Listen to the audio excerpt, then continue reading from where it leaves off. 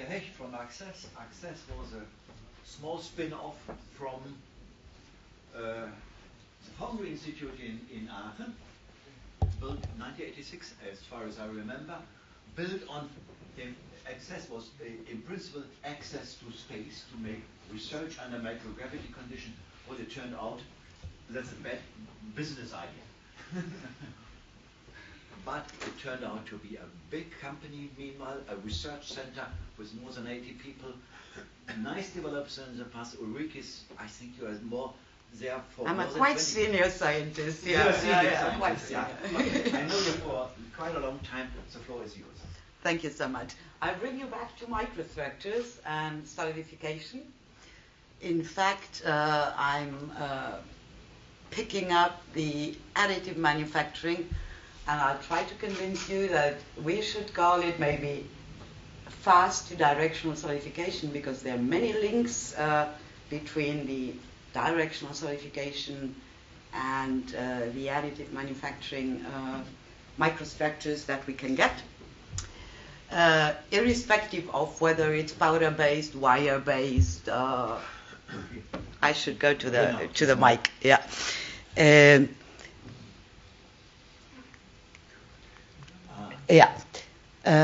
So I skip. You all know about additive manufacturing, the variety of technologies that are at display. I will not show you wire-based, DED, laser powder bed. But just to pick up the discussion with, in fact, a global survey which was pretty recently done among CEOs. And the questions were, what are the factors that are hampering the wider spread of this revolutionary technology? And on the other side, asking what are the conditions beneficial to growth of implementing additive into industrial production. Now, I found it interesting that, of course, the first thing is entry costs. So if you ask somebody about putting a new technology, he would necessarily first question costs. But then the secondly frequent issue was that it's knowledge gaps which are in fact impeding the implementation, which drives us to metallurgy and more science and more engineering into the system to increase the reliability of the processes and the knowledge to handle them. And this is paralleled on the side of the conditions promoting by a request for novel materials, and the amount is remarkable. I was expecting novel materials to range around 20% because people are not so aware of the possibility to create indeed novel. So these are two aspects which rank high in the survey.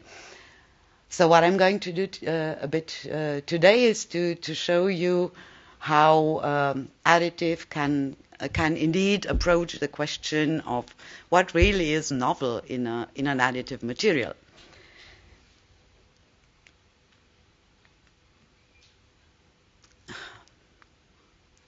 Yeah, sorry. So this is just a quick scheme of what you know is laser powder bed fusion.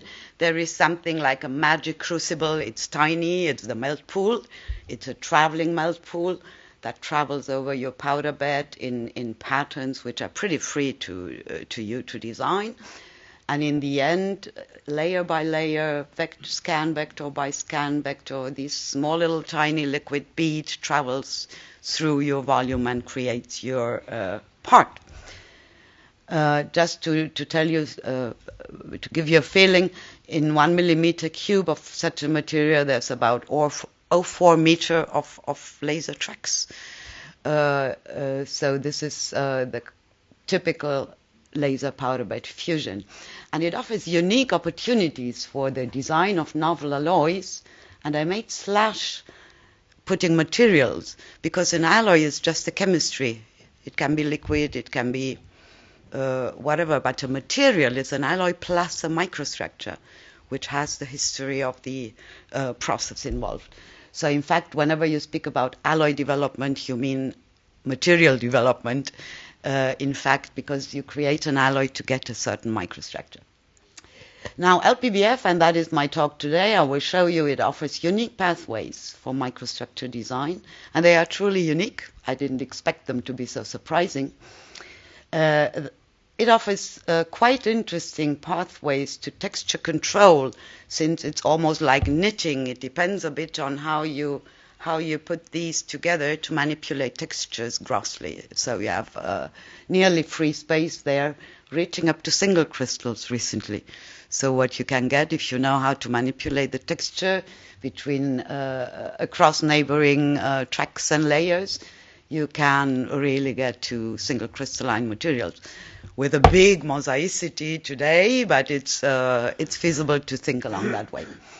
You get an enormous microstructure refinement, since your material volume is so small and you have high gradients and high velocities. You always have microstructural refinement, which is important because it allows you to think of reducing heat treatments, which you typically would need for homogenization in the rear end. So in fact, it has some sustainability features based on the simple fact that you are small. The other side, and this is unique, is a pretty high dislocation density due to the thermomechanical stresses that you create in this high temperature gradient and sequential deposition. You end up with dislocation densities that are nearly as high, well, it depends on your process parameters, but they are comparable to cold worked materials. And this gives you straightforward recrystallization options. So superalloys, you can recrystallize them straight away after additive manufacturing, simply because you have such a high network of dislocations from the thermomechanical history. And then, of course, you can go through strain-aided nucleation of secondary phases. In fact, it's the step approach in this micro bead of material. Then it gives you, and this depends on the configuration of the printers, multi-material printing options, because people devised mechanisms to spread powder of one type in some areas and then powder of another type in another area. So you could make steel, copper, multi-materials in smart architectures and design. So this is pretty unique. And what you can do is you can go towards metamaterial printings. That reaches a bit the discussion we heard yesterday about creating small little unit cells to create metamaterial responses. So in all of these things, I think LPBF or additive offers quite some interesting options. I'm talking today about the pathways to microstructure design. This is something you sure know. In fact, as a consequence of your build strategy, what you end up in your material, if you do an etching at this is 50 microns, you would see, in fact, the boundaries of the beads where you process your material. And in order to control the solidification in these tiny melt pools, of course, you need to know a lot of parameters which are process related.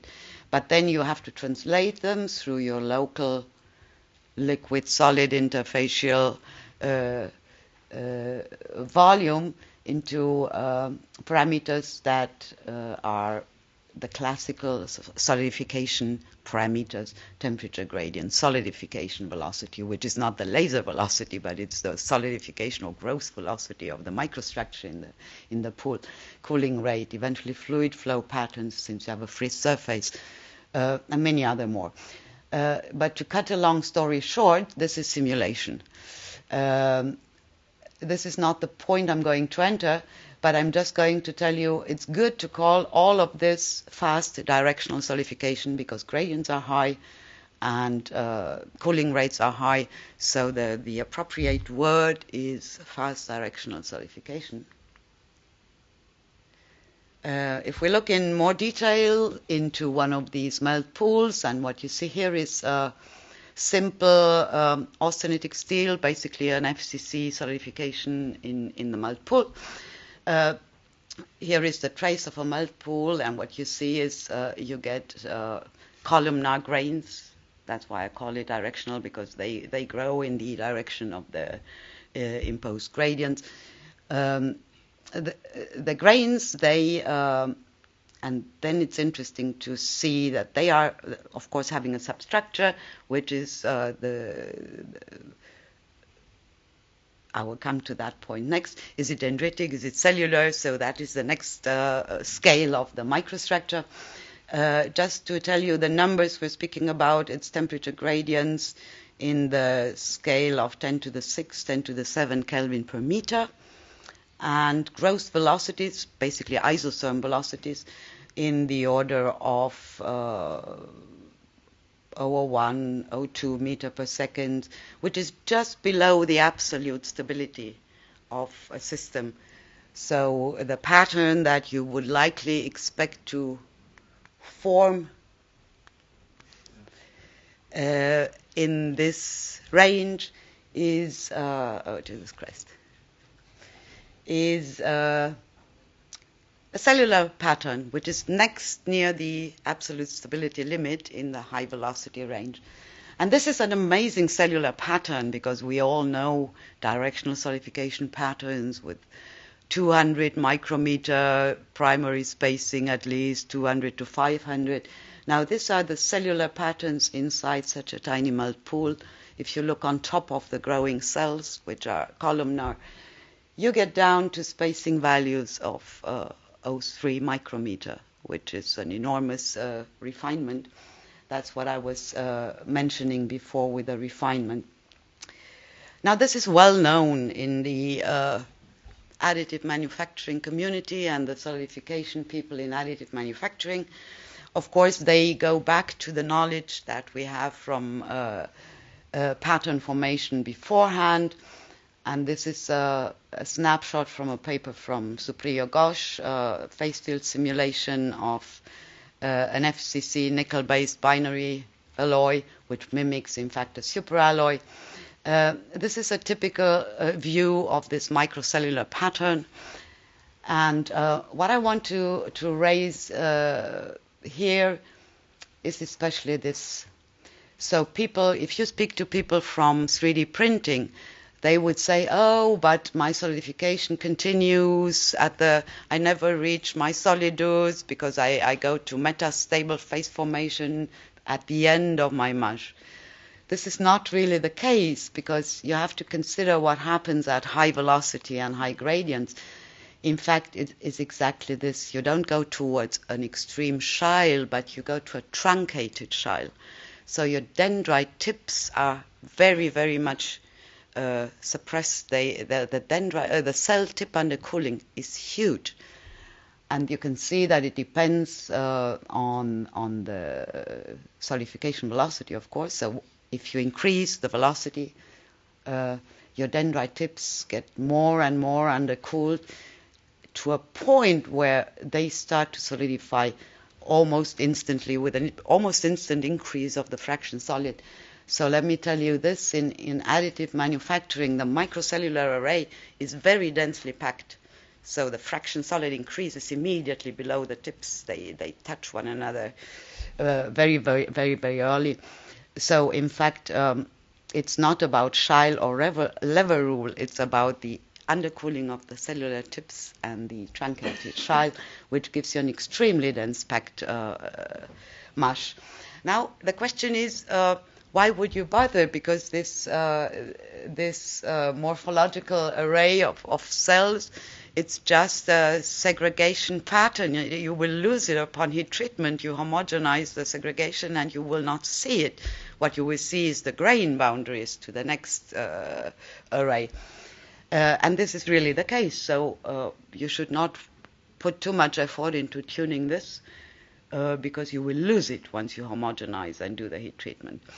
So the interesting question is, do you find alloys which can benefit of this So to use the microcellular array as the pre-patterning scale for material design. And that is what I'm going to show you from now on. That drove us to the idea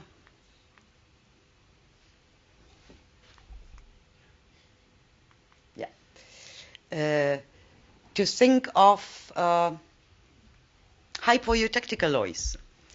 They have enough primary phase that could give you this cellular, microcellular array. You know that the cells will be densely packed in additive. There will be no chance to get the eutectic in between, which you would expect from a hypoeutectic alloy. So I'm going to show you an example here for a more complicated alloy, but it's not really important what the alloy is. The story is that this is, in fact, an arc-melted button from several collected LPBF buttons. We use the same, it's the same material, it's the same alloy, it's not something else. So this is arc-melted, and this is the same alloy as built in LPBF. And what you see is, because of this densely packed cellular zone, the eutectic is frustrated. It will not nucleate in between the cells. There's no space. So you keep, in fact, the only cellular structure of the primary phase, and eventually, you see it here, a tiny envelope with the second phase.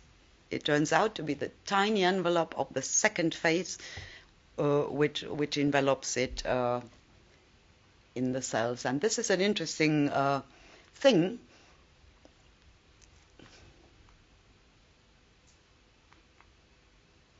Because what you can obtain upon heat treatment, you can force this envelope, of course, to initiate growth of the second phase up to the thermodynamically required fraction of the second phase. And if you are lucky, and if you are eutectic, and if you have phase boundary anisotropy that drives you to some alignment in the system, you would get something that is, I would call it quasi-lamellar microstructure. It's not a eutectic. It's not the perfect growth of two eutectic phases from a liquid. It's a solid state transformation from the cellular that I showed you before to a new quasi-lamellar microstructure, and I will show you the process sequence into getting this. It doesn't want to. No.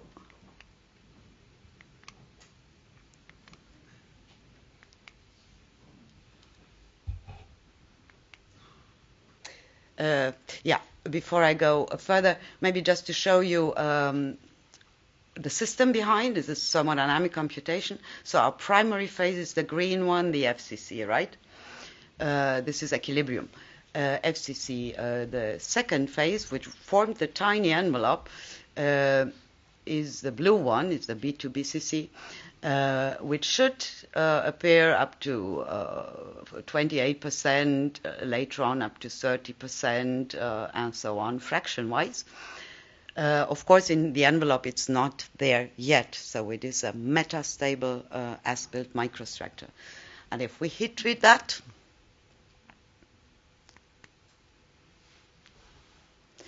this is the heat treatment sequence, and that is the interesting thing about it.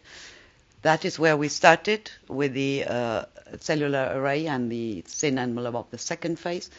And here is, in fact, at different temperatures, some snapshots, which in fact give you the sequence of events. What you see that the transformation to the quasi-lamellar structure is by merging of these cells. You see here even they encapsulate some neighboring B2. These cells, they realign and they enclose some of the B2 from the envelope, and then they align to give you the final pattern. And of course, once you increase temperature, you would see coarsening, which you could use to tailor or not.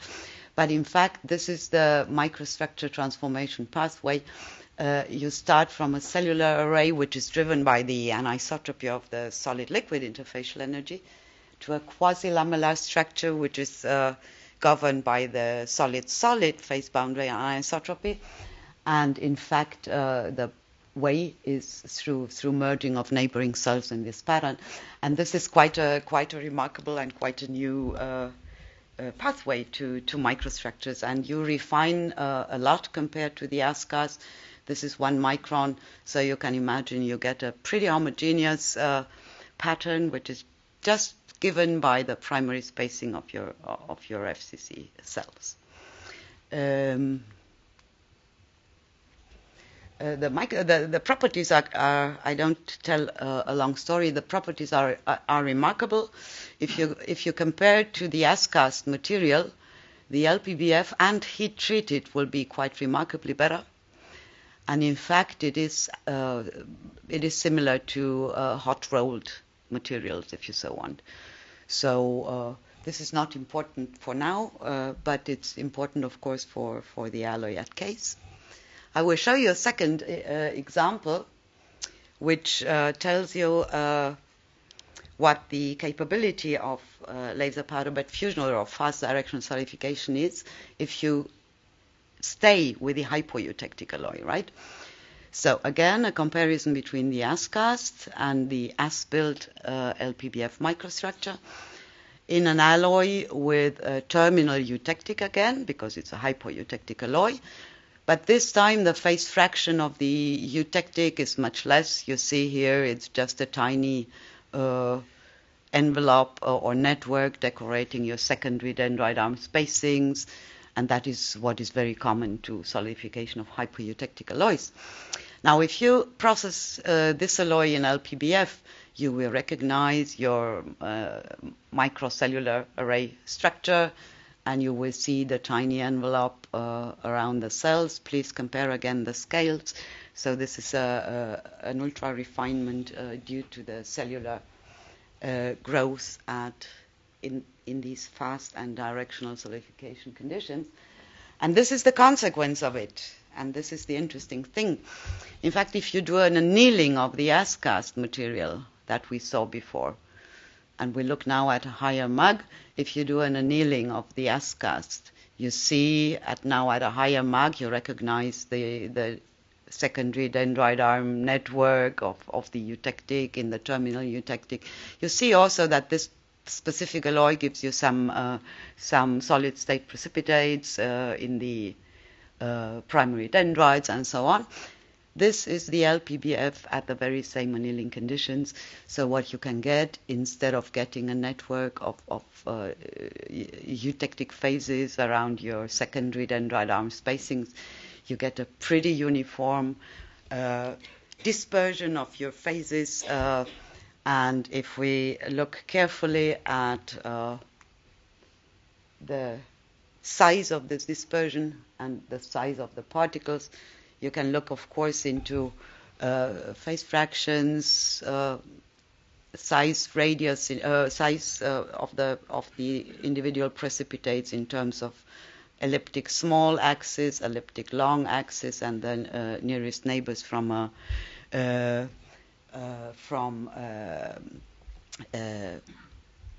Delaunay triangulation. You look at the numbers for these two phases. You remember we had the white one and the black one, and you see we stay at a dispersion with a size around 250 and a distance of some 600. You can see the distance of nearest neighbors histograms there. So this is not a nanoscale dispersion, right? Otherwise you would have to be below 50 nano or something like that. But compared to the initial microstructure we had in the ASCAS, this is an ultra-fine dispersion. And this is really how to think of novel materials that would indeed take advantage of these possibilities, right?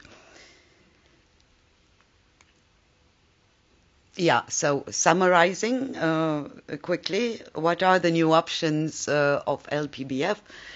The new options are that you get this ultra-fine cellular array for free. It's the classical solidification pattern of an FCC, a BCC, close to but not at the absolute stability. So it's an ultra-fine cellular pattern.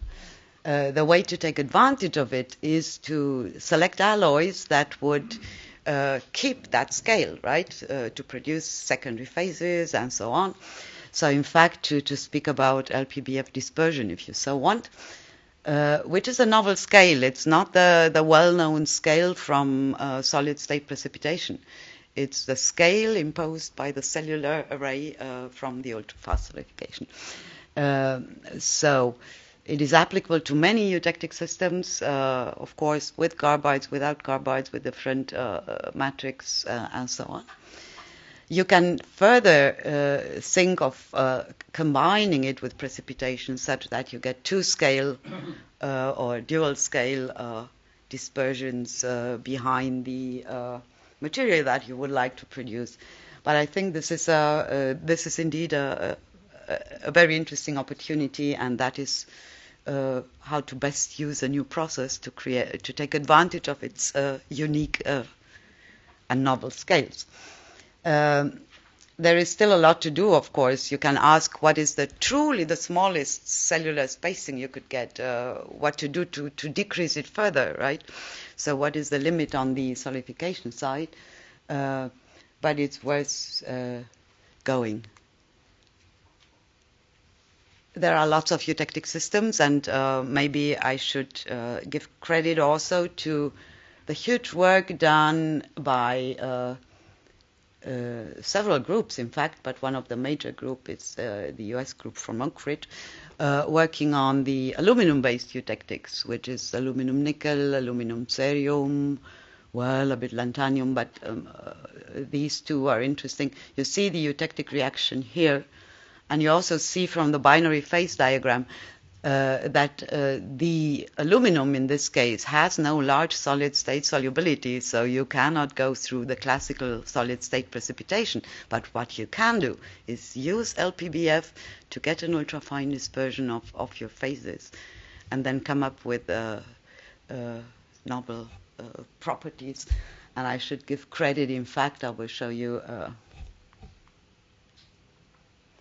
a large number of publications which emerged on the aluminum side. I should say that, interestingly, the aluminum people, they prefer to stay at the eutectic. Don't ask me why, but eutectics, they are troublesome in LPBF. I should have started in the beginning. If you stay exactly at the eutectic point, then you have to deal with all the issues of coupled zone, not coupled zone. And that induces inhomogeneities at the boundaries. You may be out of the coupled zone at a pool boundary, but then entering the coupled zone. So there is space to test here the hypoeutectic ones. But there's a lot of terrific work done also in the aluminum part. That's it from my side. Thank you so much.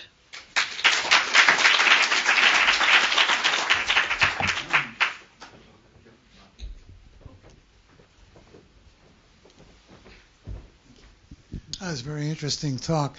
I'm curious about whether there is sort of a relationship between the part size you're building and some of the discussion here. Are they completely decoupled from each other? If not, maybe you could make a few comments. They are not fully decoupled because if you think of a whole part, in fact, if you have no process control system that would prevent or actively prevent it in a closed loop control, then what happens is that the thermal gradient in your melt pool and the gross velocity which leads your solidification would change from bottom to top. Because the heat fluxes change. It's not a directional solidification with a buffer and a quasi-steady state.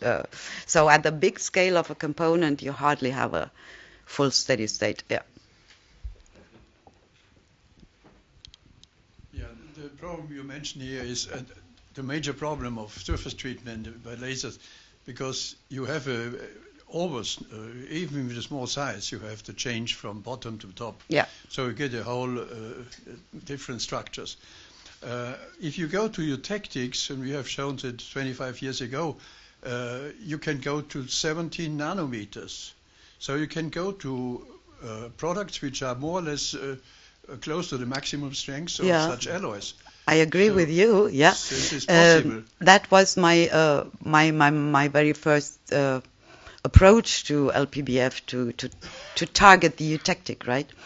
The various systems I looked at, they respond sensitively, because it's about coupled growth, right, in a eutectic. They respond sensitively to differences between the pool boundary to the small scale transients, let me put it that way, right, to the transient solidification conditions inside the pool.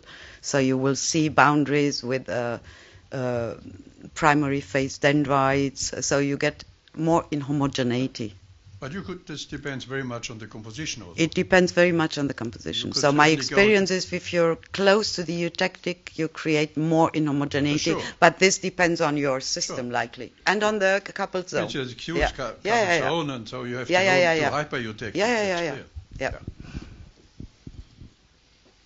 other question? Yeah, please.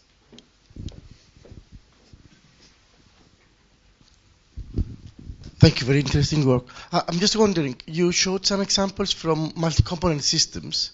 From multi-component alloys, and you're referring to the eutectic and to the hypo-eutectic composition. I'm wondering, how do you define the eutectic? Is it with thermodynamic calculations? Is it with the microstructure? Yeah. First you do thermodynamic calculations in the vicinity of where you believe it is, then it gives you a hint. And then you do small arc melted buttons to verify. Yeah. No